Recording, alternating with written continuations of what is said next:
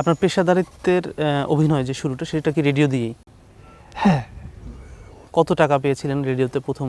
রেডিওতে প্রথম অভিনয় করে 20 টাকা। কখনো কি মনে হয় না যে আমি যে অভিনয়টা করছি এটার যে আয়ের যে হচ্ছে সেটা কম হয়ে যেতে পারে আমার জীবন ধারণের জন্য?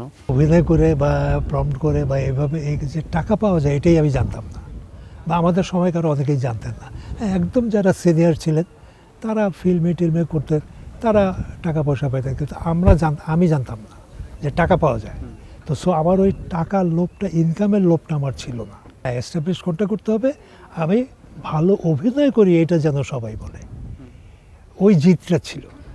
এবং ওইটাই চলতে থাকলো, নাটক করতে থাকলাম। এর মধ্যে রেডিও আসলো।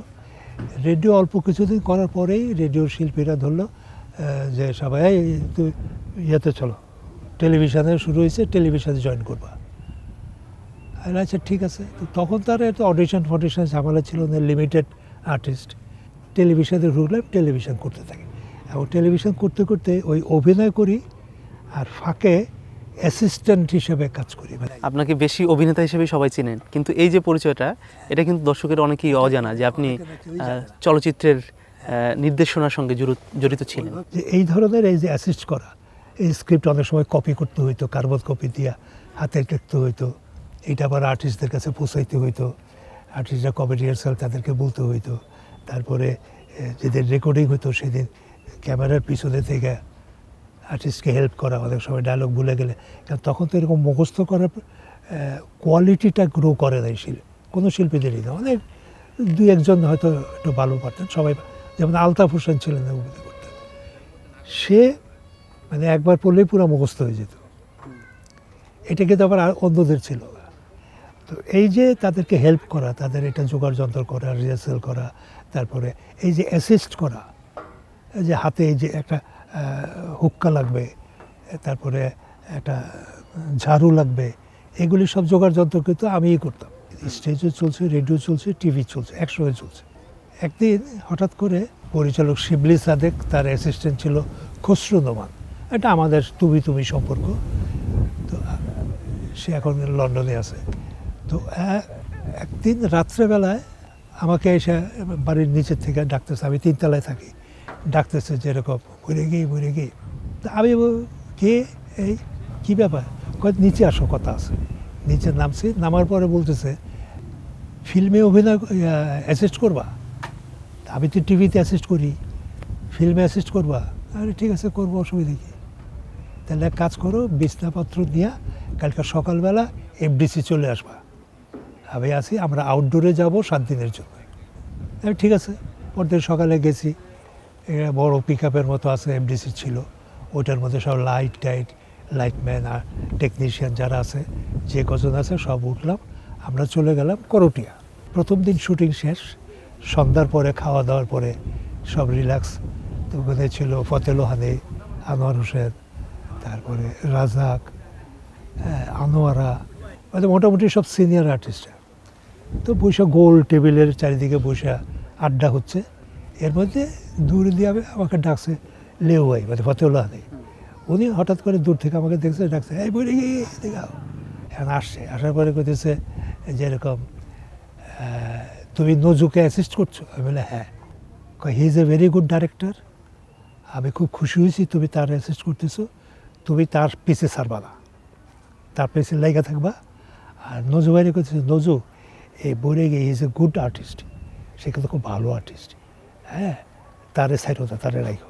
তখন আস্তে আস্তে মানে সব কেউ কিছু খসরু তখন বলতো এই বইরে গিয়ে এটা লাগবে, আচ্ছা ঠিক দূরে যেয়ে নিয়ে আসতাম। এটার মধ্যে একটা আমার আনন্দ ছিল। তার কিছুদিন পরেই একদিন ফরিদ আলী আমাকে বললো, অভিনয় করে ফরিদ আলী আমাকে বললো, বইরে গিয়ে শোনো হাসান ভাই তোমার দেখা করতে বলছে। তা আমি গিয়ে দেখা করলাম, ফরিদ আলী আমাকে নিয়ে গেল, হাসান ভাই এই যে বইরে গিয়ে করবে। ও তোমার কী হয়েছে, তুমি অ্যাসিস্ট করো? আমি বলি জি করি। তো তাহলে তুমি কালকে চলে আসো আমার এই ছবিতে, তুমি অ্যাসিস্ট করবা, সব কিছু বুঝে নাও। এই যে ঢুকলাম অ্যাসিস্ট্যান্ট হিসেবে লালন ফকির, হাসান ইমামের সঙ্গে। হাসান ইমামের সঙ্গে ছবি করতে করতে লিবারেশনের ওয়ার শুরু, সেপারেশন হয়ে গেল। তখন হাসান ভাইয়ের প্রোডাকশনে যা কিছু আছে সব কিছু কিন্তু আমার কন্ট্রোলে। ওইটা করতে করতে একটা পর্যায়ে লিবারেশন স্বাধীন হলো। স্বাধীন হওয়ার পরে ছবি রিলিজ হলো, কমপ্লিট হলো, রিলিজ হলো।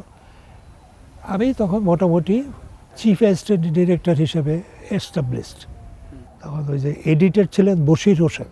তো আমি অবসর সময় কী করি, তা আমার বললো, বশির ভাই বললো যে বলে গিয়ে অবসর সময় কী করেন, এক কাজ করেন, আমার লগে আপনি একটু অ্যাসিস্ট করেন। তাহলে ঠিক আছে, তো আমি অ্যাসিস্ট করি। যেমন তখন অবুজ মন, তারপরে ওরা 11 জন, সেখানেই যখন আমি কাজ করি, হঠাৎ করে একদিন হাসান ভাই এসে বললো যে ঘুরে গিয়ে শোনো, ওই যে ঋত্বিক ঘটক নাম শুনছো না, মেঘা ডাকা তার? আমি হ্যাঁ, কেন কী হয়েছে? কোদিন ঢাকায় আসছে, এখানে ছবি করবে, তুমি তার অ্যাসিস্ট করবা? তাই বললাম যে বলেন কি, যে তার মতো লোকের সঙ্গে অ্যাসিস্ট করা মানে তো কোনো প্রবলেম নাই। তখন বললো আচ্ছা ঠিক আছে। 4-5 দিন পরে আমি হঠাৎ মানে একটা এডিটিং রুমে কাজ করতেছি, বশির ভাইয়ের অ্যাসিস্ট্যান্ট। হঠাৎ দেখলাম যে দরজায় 2 হাতে এভাবে 2টা হাত দিয়া, এই তুই বলে গি? আমি বললাম জি। হাসান ভাইয়ের সাথে সাথে সে বলে যে বলে গি, এই যে ঋত্বিক দা তোমার দেখতে আসছে, কথা বলতে আসছে। আমি বললাম হ্যাঁ জি, সালাম টালাম দিলাম। তো বললো শোন, আমি একটা ছবি করতেছি তিতাস শেখচি নদীর নাম, তো তুই আমার অ্যাসিস্ট করবি, তুই অ্যাসিস্ট্যান্ট। তুই কবে ফিরি, পরশুদিন তুই অফিসে আয়, ওখানে সব কিছু আমি তোরে বুঝে টুঝে দেবো না, ঠিক আছে? আমি বললাম আচ্ছা ঠিক আছে। পরে অফিসে গেলাম, আবার বইটা দিয়ে বললো এই বইটা তুই পড়ছিস এটা? আমি বললাম না, এটা ভালো করে পড়বি। আর আমরা আউটডোর যাচ্ছি অমুক তারিখ, 7-8 দিন পরে আউটডোর যাব, ওই লালপুর মনতলা বলে একটা জায়গা, ভৈরব আশুগঞ্জ, ওই ওই ওই বেল্টে তিতাস নদীর পাড়ে। 2টা লঞ্চ ভাড়া করা, স্পিড বোট 2টা, মানে লাহি কারবার। তো সেইখানে গেলাম। আমি 2 দিন কাজ করার পরে একটু মানে অস্বস্তি হইল। ওইখানে অ্যাসিস্ট্যান্ট ডাইরেক্টর হিসেবে নারায়ণগঞ্জের একটা সেট আপ, মানে 5-6 জন ওইখানে কাজ করতেছে। তো তাদের সঙ্গে আমার একটু কেমন যেন, মানে আমি ফিল্মের লোক, তারা বাইরের লোক, তারা একটু আর্ট কালচার করতেছে, তারা শিক্ষিত, আমরাও শিক্ষিত, এরকম একটা ফিলিংস তো হইল। পরে হাসান ভাইও মাইন্ড করলেন।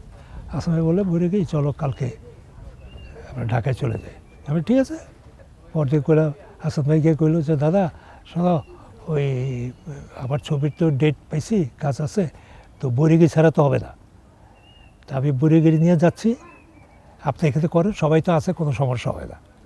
ভোরবেলায় লঞ্চ থেকে পার হয়ে ভৈরবী স্টেশনে এসে ট্রেনে করে ঢাকা শহর চলে আসলাম। ঋত্বিক ঘটকের স্বপ্ন শেষ। কিন্তু না, প্রায় মাসখানেকের পরে হঠাৎ দেখি একদিন ওই দরজায় সেই মূর্তি আমাকে বললো তুই কি ব্যস্ত? আমি কই জি। শোনে একটু বাইরে আয়। বসির আমি ওদের নিয়ে গেলাম, একটু কথা কব। আমি ঠিক আছে। তো ওই যে এফডিসির এডিটিং সেকশনটা তো একদম পূব দিকে, ওইটার পাশেই একটু ডোবা মতো জায়গা, নিরিবিলি। ওই কোণার মধ্যে নিয়ে গিয়ে বললো শোন, আমি সবগুলিরে আউট করছি, কেউ নাই, সব বাদ, তুই অ্যাসিস্ট করবি আমারে, আর তোর যদি অ্যাসিস্ট্যান্ট লাগে 2 জন 3 জন 5 জন 7 জন যাই লাগে তুই সিলেক্ট করে নিয়ে নেয়। বললাম আচ্ছা ঠিক আছে দাদা। তারপরে আমি বের হয়ে ওই ক্যান্টিনে তখন আড্ডা মারি, আমরা সময় কয়েকজন আড্ডা মারি। তো ওইখানে এজে মিন্টু, সে আড্ডা মারি। তার যে বললাম যে জলিল, ঋত্বিক ঘটকের ছবি হইতেছে, তো ওইখানে আমি তো আছি, আপনি করবেন অ্যাসিস্ট্যান্ট? হ্যাঁ করবো। ঠিক আছে। তখন আমরা একটু প্রগতিশীল, যৌবনকালের যেই প্রগতি থাকে আর্ট কালচারের প্রতি, ওই আছে। তারপরে নারায়ণগঞ্জের ছিল তমিজউদ্দিন রিজভী। আমি যে প্রথম ছবি করছিলাম যেটা, সেই ছবিতে সে অ্যাসিস্ট্যান্ট ছিল। সে ছিল 3 নম্বর অ্যাসিস্ট্যান্ট, আমি ছিলাম 5 নম্বর অ্যাসিস্ট্যান্ট। তো সেই তমিজকে হইল। তারপরে তখন ওইখান থেকে 2 জন 3 জন আমি পিক আপ করলাম। পিক আপ করে আউটডোর শুটিংয়ে যাব, সব কিছু রেডি হইলো। কোথায়? আরিচা, উতুলির ডাক বাংলোতে দাদা থাকে। আমরা বিভিন্ন জায়গায় মানে চোখের উপরে ঘুমানো। তো সেই ধরনের কিছু নিয়ে টিয়া আমরা ওইখানে থেকে প্রায় 1 মাস থেকে শুটিং করলাম।